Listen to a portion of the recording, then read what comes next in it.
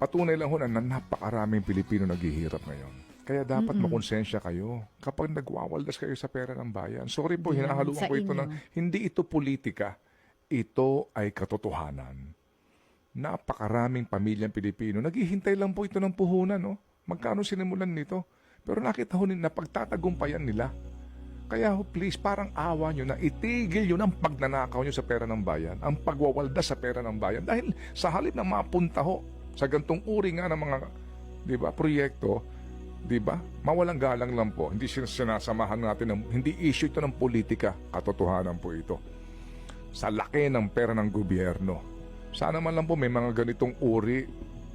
Programa. Oho, nagbibigay ho ng break sa mga tulad nila. Na hindi mo na kinakailangan pang magpunta ng Maynila para maghanap at maging laborer. Doon sa kanilang kanayunan po, may pagkakakitaan sila.